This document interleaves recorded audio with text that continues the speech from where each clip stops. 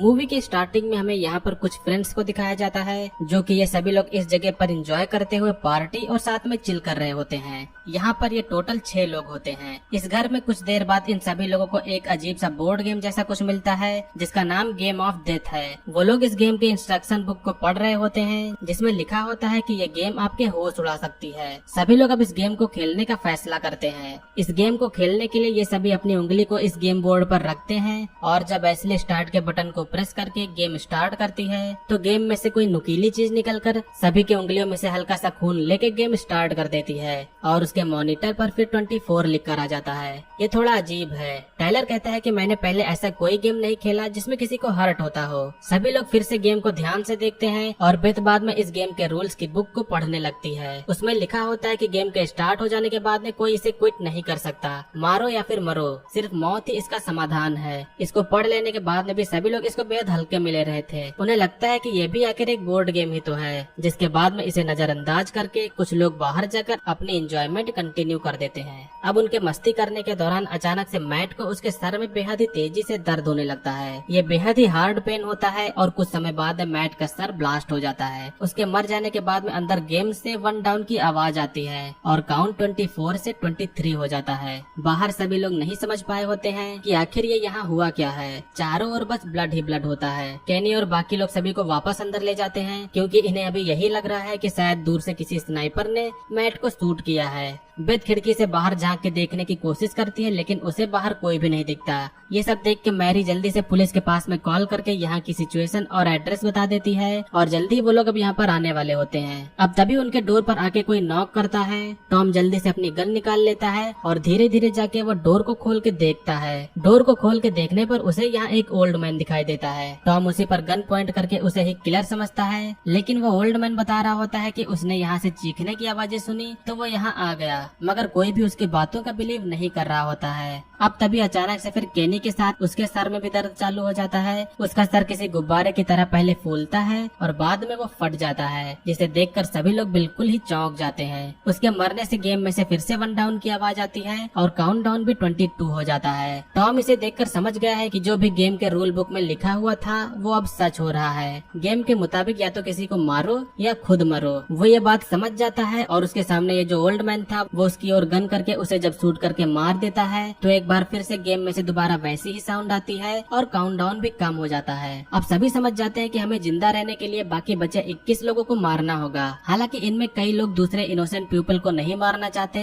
लेकिन टॉम इन सभी को ऐसा करने के लिए फोर्स कर रहा है। अब ये बाकी बचे चारों लोग टाइलर की कार में बैठकर बाकी लोगों को मारने के लिए निकल जाते हैं। रास्ते में उन्हें उनके द्वारा बुलाई गई पुलिस आती दिखती है, मगर वो इसे इग्नोर करते हुए आगे जाते रहते हैं। कुछ ही दूर जाने पर इनको सड़क पर जॉगिंग करता हुआ एक शख्स दिखाई देता है। टॉम टाइलर से उस शख्स को कार से कुचल देने के लिए कहता है। टाइलर ऐसा बिल्कुल भी नहीं करना चाहता, लेकिन जिंदा रहने के लिए उसे तो ये करना ही होगा और बाद में वो उस बंदे के ऊपर कार चढ़ा देता है, जिससे उस शख्स की खतरनाक तरीके से मौत हो जाती है। अब इसी दौरान एक और जॉगिंग करती हुई लड़की इसी तरफ आ रही होती है। वो इन सभी को देख लेती है, जिसके बाद में वो जल्दी से यहाँ से भागने की कोशिश करती है, मगर टॉम के पास में गन थी और जब वो लेडी भाग रही होती है तो टॉम उसे शूट करके उसे गिराकर मार देता है। इसको मार देने के बाद में अब 19 लोग मारने के लिए बचते हैं, लेकिन यहाँ पर अभी भी कुछ लोग बहस कर रहे होते हैं कि हम ऐसे ही लोगों को नहीं मार सकते। टॉम और बेथ दोनों एक साइड हो जाते हैं और इधर टाइलर और एस्ली एक साथ हो जाते हैं क्योंकि वो ऐसा नहीं करना चाहते थे। अब तभी यहाँ पर एक फॉरेस्ट रेंजर की कार आती है, जिसमें से एक लेडी रेंजर उतरती है। वो इन सभी की हालत को देखकर पूछती है कि यहाँ क्या हुआ है। एस्ली बताती है कि एक डियर की कार एक्सीडेंट से मौत हो गई।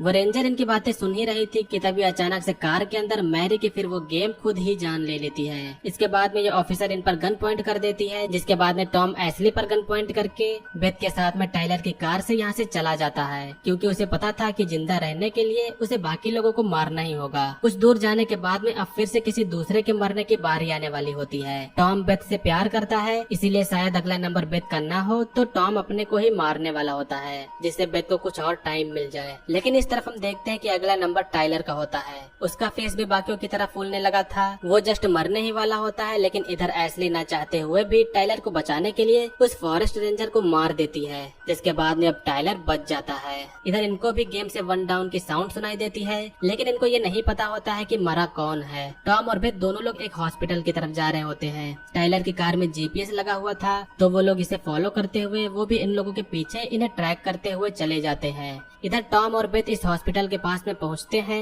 इन लोगों ने मिलकर अब प्लान बनाया हुआ है कि हम लोग हॉस्पिटल में जाकर वहां जो शख्स बीमार हैं, उन सभी को मारकर अपना गेम पूरा करेंगे। ये लोग सोचते हैं कि वो तो वैसे भी मरने वाले हैं, तो हमें क्यों ना उन्हें मार दें। और इसके बाद में अब बेथ गन लेके हॉस्पिटल के अंदर चली जाती है, बिना किसी और चीज के सोचे हुए। बस अपनी जान को बचाने के लिए दोनों लोग मिलकर यहाँ पर कई सारे लोगों को मार देते हैं। अब कुछ समय बाद में यहाँ पर उनका पीछा करते हुए एशली और टाइलर भी पहुँच जाते हैं। यहाँ की हालत को देखकर वो दोनों समझ गए हैं कि यहाँ क्या हुआ है। ये दोनों लोग अंदर आकर यहाँ की नर्स ओलिविया के पास में जाते हैं, जो कैमरे पर नजर रखने के बजाय सो रही होती है। एशली उस पर गन पॉइंट करके कहती है कि मैं तुम्हें कुछ नहीं करूंगी, बस पुलिस को कॉल करके बुलाओ। अब दूसरी साइड में हम यहाँ एक छोटी पेशेंट बच्ची को देखते हैं। बेथ उसके सामने आती है। इस बच्ची को बेथ को देख के लगता है कि वो भी शायद यहाँ किसी पेशेंट से मिलने आई होगी, मगर बेथ बिना तरस खाए उसे भी मार डालने वाली होती है। बेथ उससे आंखें बंद करने के लिए कहती है, लेकिन जब वो उस पर फायर करने वाली होती ही है, तब तक यहाँ पर एशली और टाइलर आ जाते हैं। वो इस बच्ची को बेथ से मरने से बचा लेते हैं।